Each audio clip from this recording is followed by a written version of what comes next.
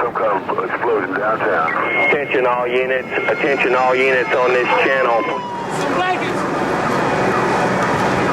This is one of the critical. I got a hot device. Get them back. Another bomb. Oh my God. My pager went off, then phone started ringing, and as I got up to answer the phone, I saw live footage of the World Trade Center. I got this phone call, and it was David. And he said, Dad, a plane has just hit the other building. He said, I'm sitting here watching it flame up. He called us, and it was right after the first airplane hit the first trade center. Realized it was the World Trade Center and that my younger brother worked there. My mom called me to tell me that David was there and the plane had hit the building. He said, they've said we're okay, that we don't have to worry, not to do anything. He was very peaceful. He said, they're not going to let us out of the building. He called his wife, was talking to her, and cut off when the number 2 plane hit. Being at the headquarters station of the Urban Search and Rescue Team, we knew that there was probably an excellent possibility that we would be going to New York to assist. And then they said that a plane had just hit the Pentagon. We were immediately activated. We were assigned to the Pentagon incident. Then they showed the Pentagon, and so we just sat there in shock, looking. Something hit me right from my belly, and I was told I fell to my knees and, don't let me, Brian, don't let me, Brian. At that time, I didn't know what to do. I was just still in kind of a shock, but at the time, I just felt like he was okay. We were all thinking, oh, Ron's just helping someone, he probably seen what happened and went to go help. The phone lines, I tried to call into the Pentagon. I tried to call his office, his cell phone, everything was dead.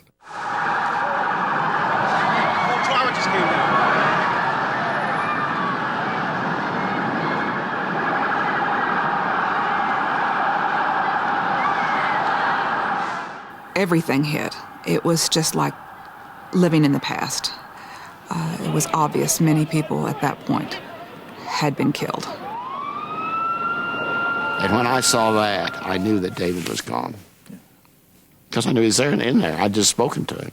I immediately went to my desk and sat down and just started crying. They were showing the Pentagon, but they wouldn't show what side. They wouldn't tell me what side it was on. And I knew where he was located in the Pentagon.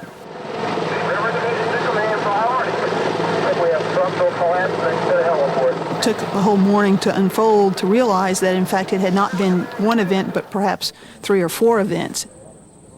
The human loss was so overwhelming, the dimensions of the plotting and the conspiracy that it took to bring down the trade towers and to crash into the Pentagon, and were it not for the bravery of the passengers on the flight that I think was heading back toward the Capitol that crashed in Pennsylvania, there would have been even greater loss of life. It's an incredible story. And sometimes I think those heroes on that flight are shortchanged because we don't talk about their acts of heroism in single-handedly taking that plane down as it was on its way back to Washington. When you do the right thing in the face of fear, it seems to me that's one of the definitions of courage. And whether you were a fireman responding, going up the steps with a tank of oxygen on your back, a 110-story building burning around you, whether you are a group of passengers on a plane who have concluded that you've got to make a sacrifice because there's a cause greater and more important than just your life, and you're prepared to give your life for that greater good or that greater cause. We knew that from when he was there in '93 with the bombing then, that it had taken him 2 hours to get out of the building. So it was just wait.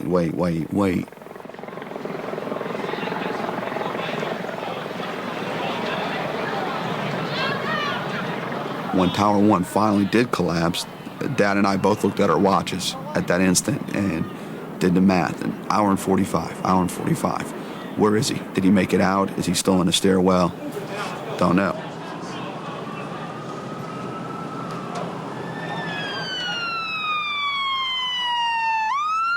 We immediately contacted the mayor and the governor and all of the officials and said that whatever we had in Oklahoma, whether it was experienced fire service who responded to Oklahoma City, rescue workers and the like, they were available. Governor Pataki decided that it would be good for someone from Oklahoma to be up there. And he asked Governor Keating for a high-level emergency management official, and then, of course, I got the call from Governor Keating to just go. Before we left to go to the Pentagon, we knew that the World Trade Centers had collapsed. Being firefighters, we knew there was probably a large volume of firefighters from New York City in there. A lot of us know the firefighters from New York City. We've worked, like Chief Ray Downey, we worked with him in Oklahoma, and many of us knew him well. So this was in the back of our mind that we're going to lose a large amount of our brother firefighters. As time went on, as the nights and the days went on, but we still prayed and hoped for the best. I told him the truth, but then yesterday morning he carried me to the TV and said, "Mommy, I want to go there." So I was like, "There where?" And he took me to the TV and he said, "I want to go there so I can just dig and dig so I can get Daddy out." They told us that he was the one who got everyone out of the building. He walked around the law firm and said to everyone, "Come on, we got to get out of here. We got to get out of here." He's about 6'1", heavy set with the big shoulders and a big chest. He was a volunteer firefighter. We know that he's got a great heart, and he probably went back in to try to help more people. Maybe, we don't know. My heart just went out to those people. I knew what they were going to have to go through, the things that we had already gone through.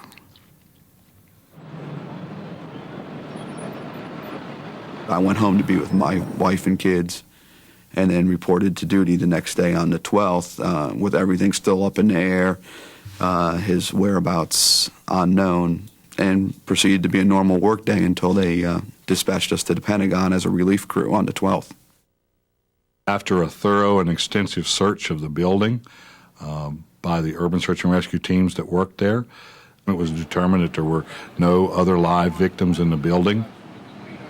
In all of the terrorist activities that we've responded on, we have not been able to recover live victims.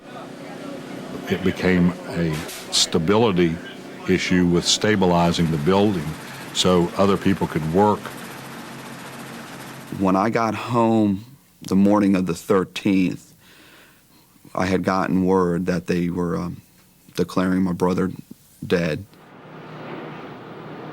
America today is on bended knee in prayer for the people whose lives were lost here, for the workers who work here, for the families who mourn. This nation stands with the good people of New York City and New Jersey and Connecticut as we mourn the loss of thousands of our citizens.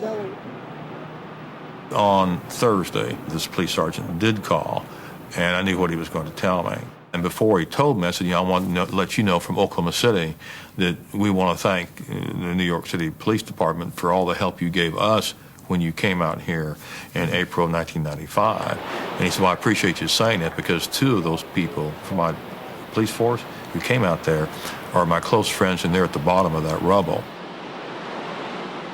You immediately couldn't help but think of the common experience with Oklahoma. Chief Ray Downey, who was so instrumental from New York in helping with the response in Oklahoma City, was one of those lost under the rubble, and along with his team that had been in Oklahoma. It's a horrible thing that happened to these people. It's a horrible thing that happened to us.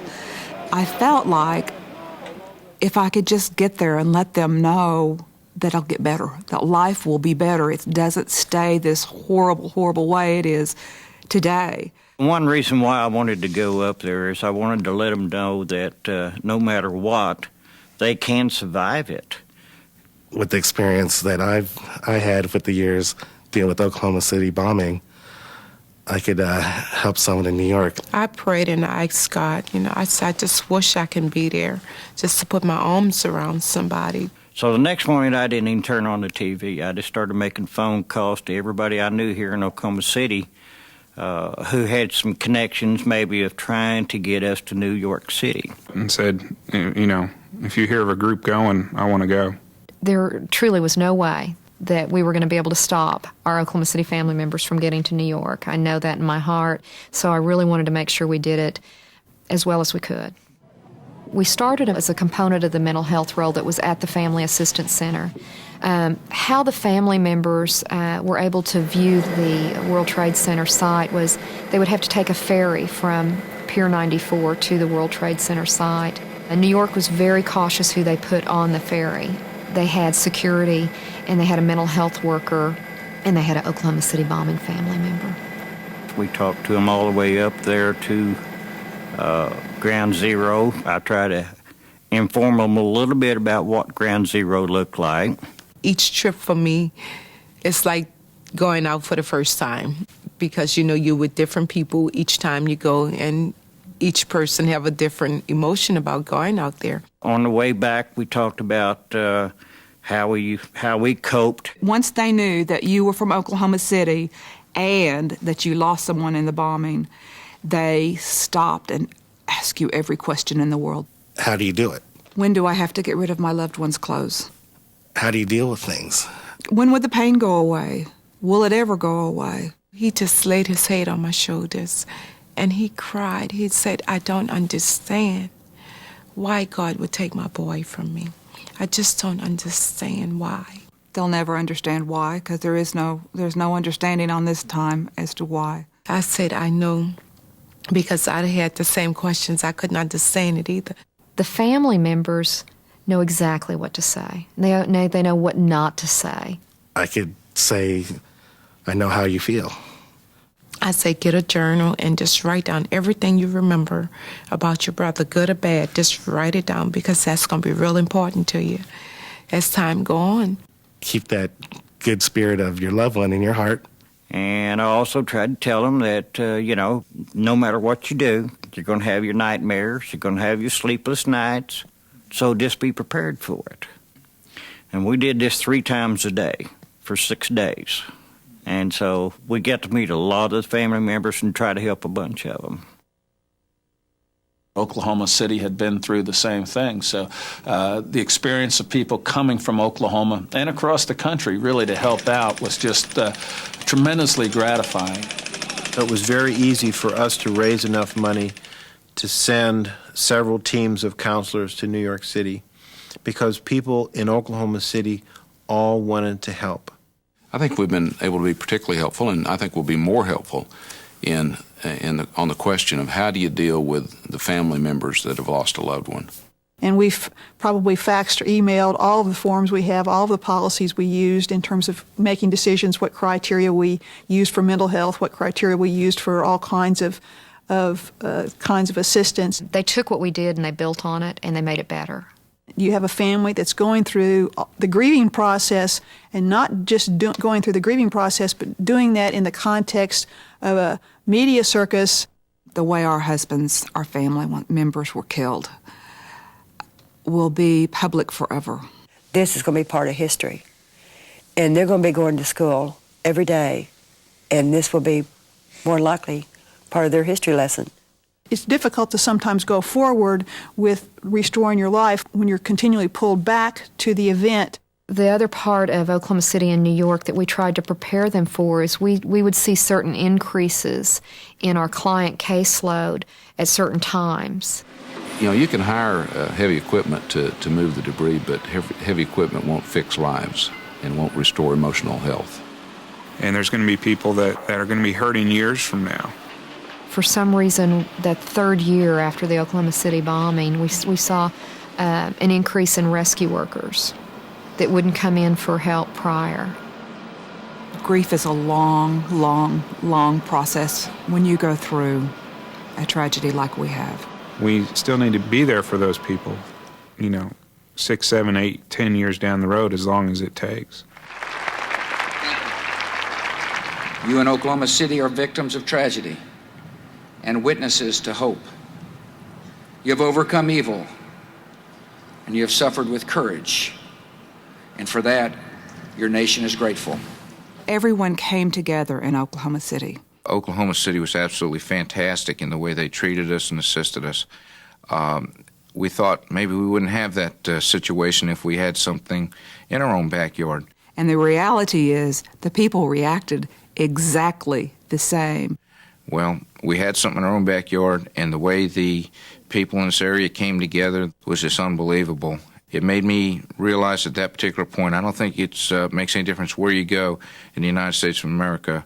When we have a situation like this, everybody comes together and is there to assist in any way they can. And you saw acts of heroism, as you say, gifts of kindness, people who didn't want anything in return. They wanted to be helpful. They wanted to assist. I actually remember him cheering the Red Cross workers when I was there, and I can't tell you what that does for morale.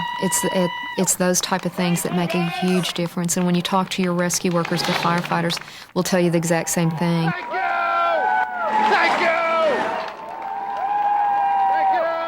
I really wasn't surprised. I wasn't surprised by the courage and the reaction of the New Yorkers, and I wasn't surprised by the compassion and the help that we got from across the country, because that's what New York is and that's what America is. We got letters from school kids. I mean, that would just break your heart, offering their condolences. People, no matter where you're at, whether it's Oklahoma, New York City, or where, when a disaster like that happens, then they pull together and they become different people. That is so heartwarming, to know that there is hope. There's still hope.